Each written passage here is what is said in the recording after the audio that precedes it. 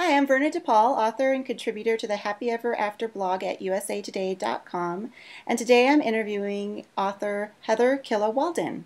Thank you for doing this. Oh, thank you. You're actually in Hawaii right now, aren't you? Yes, I've been here a few times for conferences with my husband. I'm really lucky because he has conferences every now and then. He's a professor, and so I would get to travel free. And every time I've been here, I mean, of course, you love Hawaii, and Maui is the jewel of Hawaii. So yes, I really, really like it here. Do you get to travel a lot for your writing? I get to now. I've always wanted to a lot. I never want to be accused of writing something that I don't know, not ever. So if it's in my books, if it's on my pages, you can rest assured that I've been there. I used to have to just, I mean, it was so hard to get where I wanted, so I had to really limit where I wrote that I was. Like, for instance, in Avengers Angel, it takes place mostly in Texas, because that's where I was stuck 2 years ago. Now I'm able to travel a little bit more, and so I can infuse those places into my books. I travel a lot. I've been to 6 different countries in the last 3 weeks. So it sounds like traveling is one of your passions. What other passions did you explore before or in addition to your writing? Um, I'm fairly good behind the lens of a camera. I used to do it professionally. I really like to capture a moment in time and preserve it for all of eternity, theoretically. Mm-hmm. Nothing lasts forever, but so I'm fairly good at that, and I even use that talent for some of my book covers. About half of them, my self-pub book covers, are pictures I took myself. I also use Photoshop a lot to make it more dramatic, whatever. I guess that would be a passion, but mostly just writing. I love to write. Um, can you tell us about your Lost Angel series and your newest release, Messenger's Angel? Wow, this series is scorchingly hot. I mean, oh my God. I pushed the envelope with the romantic interactions of the hero and heroine. I want everything that I write to be really intense. The plot twists to where you're dizzy and you can't stop thinking about it for days. You're like, oh no, what about this? And no, wait, what if she does that? Oh my God, I bet this is what's going on. I have that kind of effect in this. It's a really, really neat series, and it's very unique because it's about four, in particular archangels. They're not like anybody else's archangels. They're four very famous archangels: Michael, Gabriel, Uriel, and Azrael, and they are hot. And it's very intense. They're searching for four female archangels that were made specifically for them, but they're not the only ones who are searching for them. There's a lot of jealousy going on here, and the bad guys are also incredibly hot because I've always fallen for the bad guys. I like the bad guys better than the good guys, and so in my books you're going to have really hot bad guys, charismatic, out the wazoo. And it starts off, you think something is happening in the next book. By the time the next book comes along, you're like, I'm not so sure that's actually what's going on now. And oh, and then by the time you're done reading Messenger's Angel, you're going to be like, oh my God, what is she doing? This is so incredible. I can't wait for the third book, and I can't wait for it either. Oh, sounds wonderful. Thanks. What's something about you or one of your characters that your readers probably don't know right now? There's not much, to be honest with you. I'm very open. I'm very open. I put myself out there. My readers will know by reading my books that I have suffered depression, and I have suffered. I'm a human being, and I write what I know.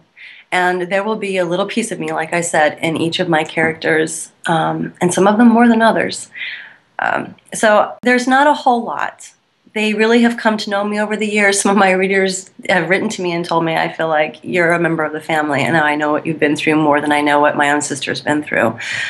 So there's not a lot. There are just a tiny few little secrets. I do have a pen name that I won't be divulging. Mm-hmm. Things like that, but other than that, not much. Okay. Besides the obvious differences between angels and wolves, what are the similarities and differences between your Lost Angels and your Big Bad Wolf series? And are those series targeted towards the same readers? They are more or less targeted towards the same genre. However, there's probably a fundamental difference between people who read solely ebook type things, ebooks, and those to read print books. There's the kind of person who just absolutely has to feel the book in their hands, and then there's the kind of person that whizzes through 2 ebooks a day, you know.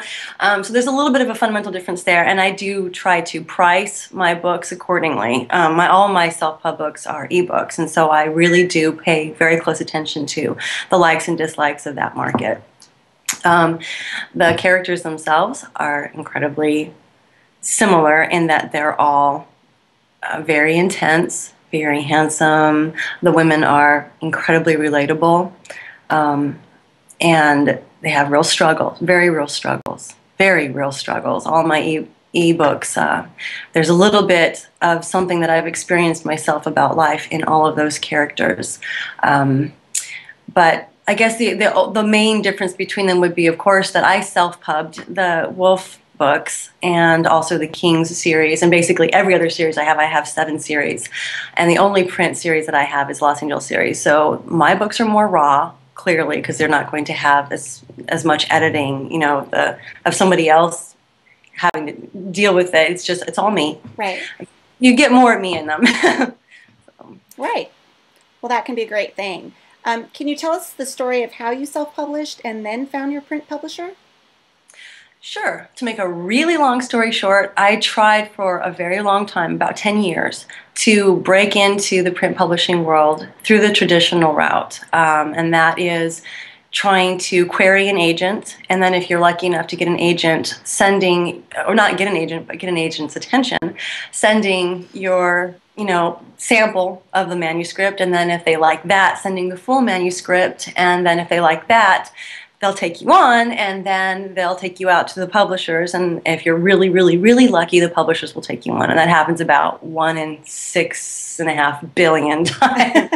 So it's really, really, really difficult. Each of those processes takes about 2 months to 6 months. Mm-hmm. It's an incredibly long process. It can be incredibly painful. I racked up more than 300 rejection letters that I still keep in my closet because they help me remember what I've gone through and how hard I've had to struggle. None of that worked. So eventually along came Kindle, my saving grace. I mean, seriously, Amazon was my saving grace.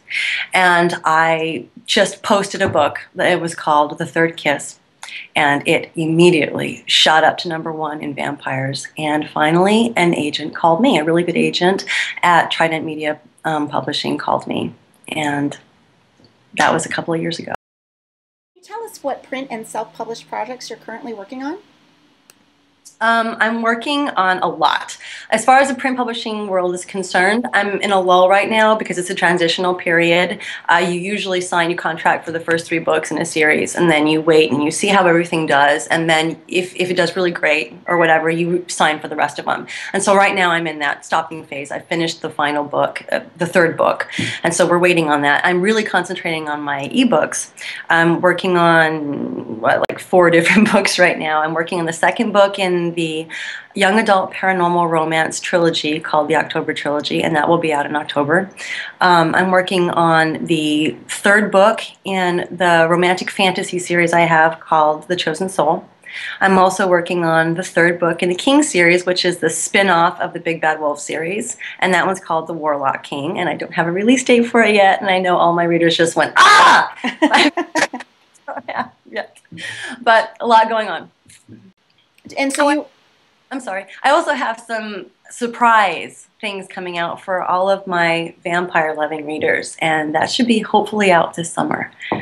So, exciting stuff. Yeah, very exciting. And do you work on all these projects simultaneously? I do, because different moods strike me at different times. I'll see something while I'm out, I'm like, I have to put that in the book, and then I'll have to rip out my notebook and jot things down. I'm doing it constantly, and then come home and then write for a few hours and get that scene in there. So it's really sort of a patchwork thing. I work on all of them at the same time. Is there anything else you'd like to say before we conclude the interview? Just thank you so much for doing this. This is the first time that I've been out there in an interview or anything like this of any type, and you were so wonderful, so easygoing, and great to relate to there. So I just really appreciate this. I love USA Today, and thank you.